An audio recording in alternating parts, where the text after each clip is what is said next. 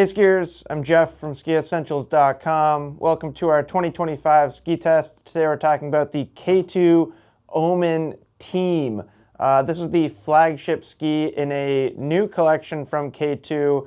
Essentially, their entire twin tip line, with the exception of the Reckoners, has been replaced. And that means a lot of really important skis. For this one in particular, kind of the direct ski that it's replacing would be the Poacher. The Poacher is, or has been, a hugely important ski in the world of twin tips or the world of park skiing. It is, or has become, a favorite among skiers that need a lot of strength and stability in their skis. It was well known as one of the most durable twin tips on the market. It was on the feet of X Games gold medalists, Olympic medalists, skiers like Colby Stevenson. They found that ski to work just incredibly well for them. So this Omen team, simply put, has some really big shoes to fill. But I think they did a really good job. And I like that kind of some of the construction elements are actually shared, or maybe some of the finish qualities are shared with the Reckoners, which gives it more of a, I don't know, it feels like a single line of skis or a single collection of twin tips within K2's world, even though it's not really, and there are differences. But yeah, if you looked at them next to each other on a wall, you'd see what I mean. So Poacher was an important ski, like I said. This ski does change, but it doesn't change drastically. So slight changes to the construction. We now have an Aspen microblock wood core in these skis.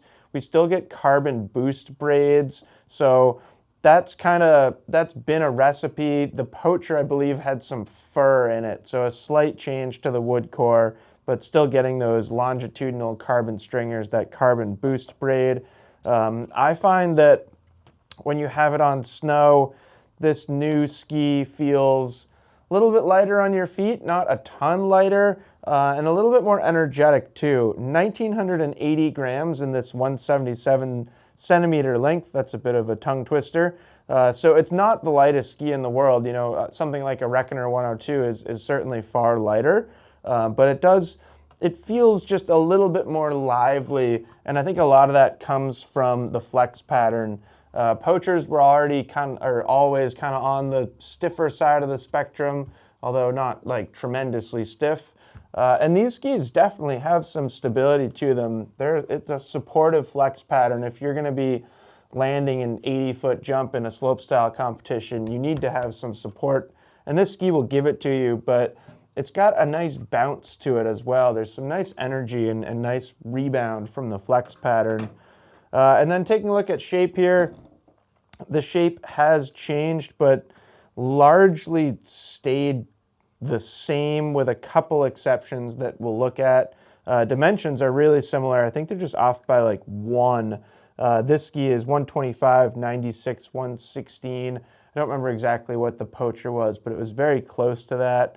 Similar rocker camber, rocker profile. Almost symmetrical without pulling out a tape measure. I would say that's pretty darn close to symmetrical tip and tail rocker. Obviously, we don't get symmetrical side cut dimensions, so it's not a true twin, but if you want to mount it dead center, you're going to be able to, no problem. One thing that kind of points or jumps out to me for this ski is it just feels a little pointier through the finish. It might be an optical illusion, I'm not sure, but a little bit more of a modern shape. And then one thing that we're seeing on the Reckoners too that maybe we skipped over a little bit, the sidewall, the way it kind of finishes and rolls over just the top kind of edge of the top sheet is different than before. It's not quite like just a squared off vertical sidewall, and that's going to be really effective for reducing things like top sheet chipping, which then can cause total top sheet delamination and stuff like that. So definitely going to be still very strong. I would say, if anything, even increased durability compared to the Poacher, which would be very impressive. We had a few different people ski this thing. We had people on it at our ski test. I was lucky enough to ski it a handful of times over the season, and for me, I feel right at home on a ski like this, 9,600 foot twin tip ski. really designed for the park, and for me that's great. I do think that it's a park ski more than anything else. There are skis in this category that are really good all-mountain skis, and not to say that this couldn't be an all-mountain ski, but at least to me, its highlight is its terrain park performance. It feels so balanced. It loves popping off just anything that you find. Loves skiing switch. I would really enjoy it as a dedicated park ski. But if you're kind of a freestyle-oriented skier and you're looking for just a fun, playful ski to both take in and out of the park, absolutely is going to work for that as well. I mean, it's still, like we looked at in the dimensions, it's not a symmetrical ski, so you're still going to get reasonably good kind of directional skiing performance. Just be aware that the mount point is considerably further forward than your average directional all-mountain ski, so if you're not used to a twin tip like this, it might be something to consider, but for those that are, you won't really have many limitations.